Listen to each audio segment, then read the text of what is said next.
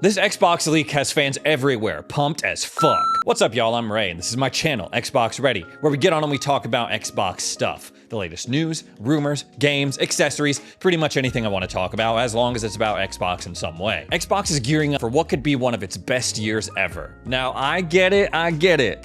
That's something you've probably heard before. Whether it's me or another Xbox YouTuber or content creator you follow, hyping up, oh, the best is yet to come for Xbox. The best is yet to come. Just wait. Well, we don't have to wait anymore, guys. Clown me all you want, say that we've been here before. I don't give a damn. 2026 is shaping up to be a really special year for Xbox. It's their 25th anniversary, the 35th anniversary for Blizzard, and it's also an anniversary year for Bethesda as well. And unlike past years where fans and content creators alike have just been speculating about when these big first-party games are going to be coming out, this time around we have solid, concrete evidence about when our favorite Xbox games are going to be coming out. The cards started falling into place when Xbox confirmed the date of Developer Direct, January 22nd. They also confirmed 3 games that were going to be shown off there: Fable, Forza Horizon 6, and Beast of Reincarnation. This is great news if you're excited for any of these games, because, well, Xbox only shows off games in Developer Direct that will eventually come out that year. They're not doing us dirty anymore. They're not showing off these teasers for games that will either never come out or are years down the line from release, like,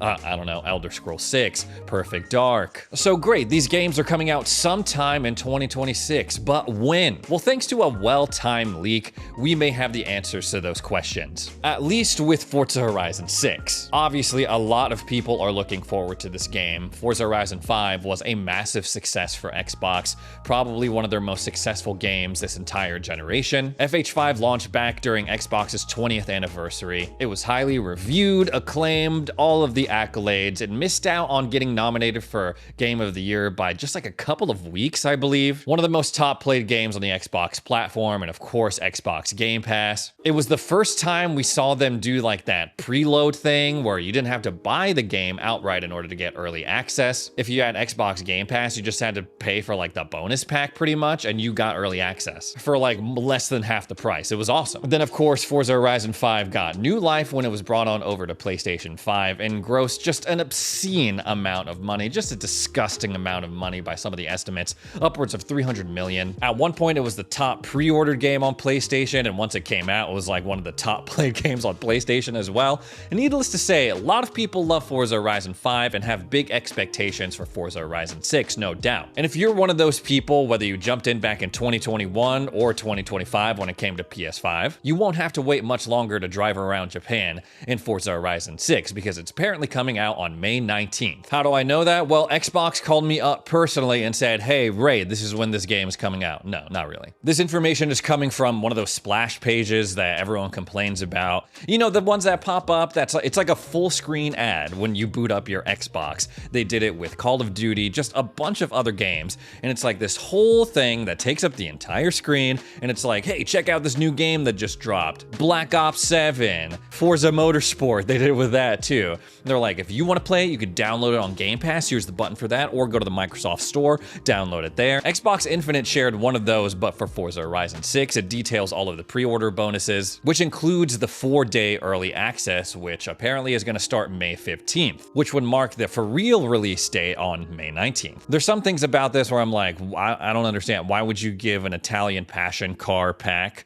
for a game that's set in Japan? Very famously so. Separately though, VGC has already come out and said, yeah, this is something that we can more or less corroborate. It's consistent with what we're hearing from our sources. Even if it's not confirmed yet, May makes sense to me. A month before the Xbox showcase, just a few weeks out from summer break. The only other month that I would throw out there as a release for FH6 would be sometime in September to coincide with the Tokyo Game Show. We know that Xbox historically has had a big presence over in Tokyo over the past couple of years as they try to ramp up their efforts in Japan. Obviously, this game is set in Japan, so that's the only other month that I would put it in. But September is going to be a pretty busy month for Xbox. We'll get more into that later. So yeah, May would make sense. games. Okay, let's say that FH6, it's a lock for May 15th or May 19th. Where does that leave the other first-party games that we know are going to be coming out to celebrate Xbox's 25th anniversary? Well, the answer to that lies, well, with Rockstar Games and whenever they decide to release Grand Theft Auto 6. As of right now, we are operating under the assumption that GTA 6 is going to come out on November 19th. That's where we're at with it right now after their delay. That could change. There's apparently a Rockstar earnings call slated for February 3rd, and a lot of people are expecting either a confirmation of that November 19th date or another announcement for a delay. For the purposes of this video and my wild speculation, I'm gonna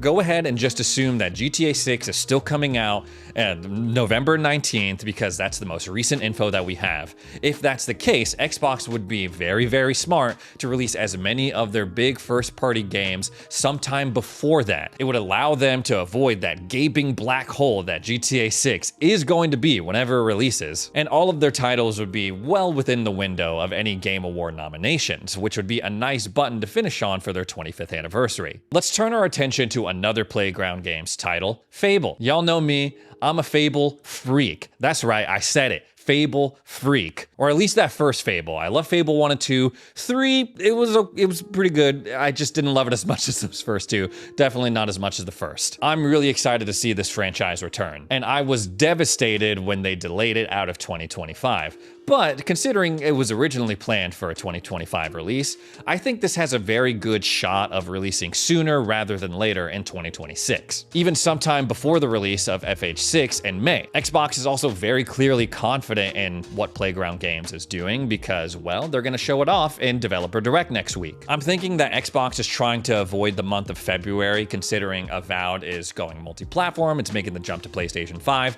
and also getting a major update. I don't believe that Xbox would want to take away Obsidian's thunder in the month of February. I believe that March would be a much more reasonable release month. That would give Xbox fans a couple of weeks to, start a new game plus on Avowed or mess around with any of the new playable races that they're going to be adding in, any new skills. And then when Fable comes out that next month, players have 2 months, give or take, to run around Albion before FH6 comes out. If not the month of March, Fable would also make a really good candidate for like a classic Xbox shadow drop. Oh, once the show is over, go and play Fable right now. It's available. This is something that we've seen Xbox do many times before. They surprise dropped the Halo Infinite multiplayer portion a little bit early before the campaign released. They shadow dropped Hi-Fi Rush at that first Developer Direct. Ninja Gaiden Black, one of those surprises.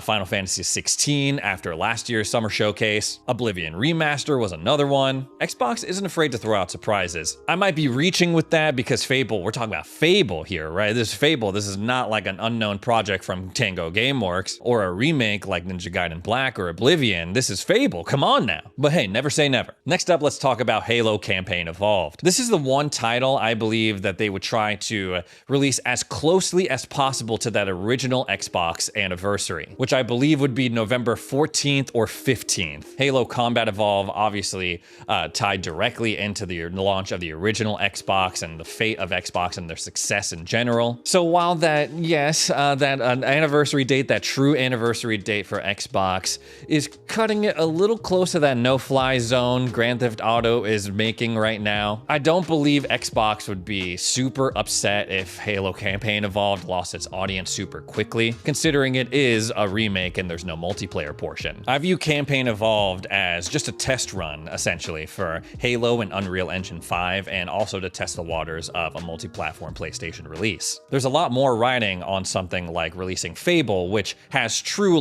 franchise trilogy potential for Xbox going forward. If the Fable reboot doesn't have time to build that audience, then, well, that property is just kind of dead in the water. Moving on to another iconic Xbox franchise, Gears of War E-Day. Now, E-Day, I believe, could slot really nicely into that Starfield slot, which would be the month of September. It gives Xbox the opportunity to feature it in that direct slot that happens right after their summer showcase, just like they did with Starfield, just like they did with the Outer Worlds 2, all games that released in September fall time. And then it gives them 3 more months after June to continue building hype for the franchise. The only thing that makes me question this is Blizzard's anniversary. anniversary. They're turning 35 this year, and September just happens to be when BlizzCon is finally returning. I have to imagine that Blizzard, Xbox, they have something planned for release in that month to coincide with all of that. But then again, maybe I'm overthinking it because we know that in February, the anniversary edition of World of Warcraft's Burning Crusade is coming out. And obviously a couple of months later, on April 28th, the Lord of Hatred expansion is releasing for Diablo 4. I hope they'll go pretty hard on the marketing for that. So Blizzard, they seem to have a lot already in place for their 35th anniversary. Maybe they can give up the month of September, make room for something like Gears E-Day. I get a lot of messages from people saying that they're gonna release World of Warcraft for consoles, which would, that would be pretty cool, but I don't think it's gonna happen, guys. I just don't think that a lot of people on the console side are interested in jumping into an MMO like World of Warcraft. They're either tied up in Elder Scrolls Online, Black Desert Online, Final Fantasy XIV. Like, there's a lot of competition in that space, and World of Warcraft is old as hell at this point. It would take a Herculean effort to even make World of Warcraft playable on consoles, considering the freaking massive ability bars that you have to juggle. And at this point, I just don't think it'd be worth it for Xbox or Blizzard. But obviously, Blizzard much more than World of Warcraft. So I guess we'll just have to see. If nothing major is planned for Blizzard in the month of September, I feel confident that Xbox would release something like Gears E-Day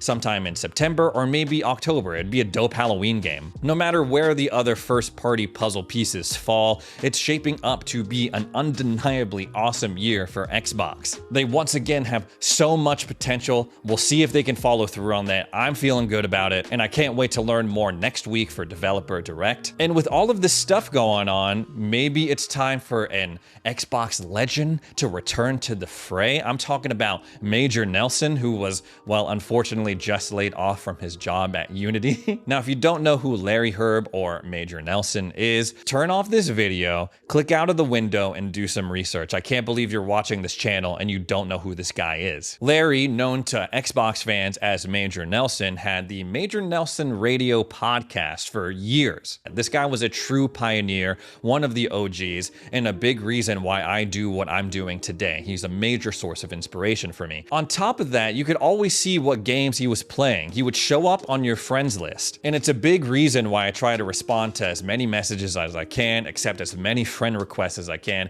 Keep them coming, guys. I'm sorry if I don't get back to you as soon as I want to, but trust me, I'm working on it. It sucks that he was laid off from Unity. It just goes to show that, damn, no one in this industry right now is safe. Even legends like Larry, living like Larry. But you know what they say, when one door closes, another opens, and maybe it's a door that is familiar to Larry. Maybe he comes on back to Xbox and Microsoft to talk about all of these awesome things going on for the 25th anniversary. The question is, though, well, Xbox is a lot different from the Major Nelson Radio heyday. You could argue that his return wouldn't do a whole lot to move the needle in terms of public perception and Xbox and all the other stuff that they got going on. But him coming back to Xbox Team Green, it would be more so for the longtime fans. Some good old nostalgia bait to get us in the mood for all of these first-party projects coming up. In all seriousness, though, I wish Larry the best, whatever he decides to do, whether it's return to Xbox or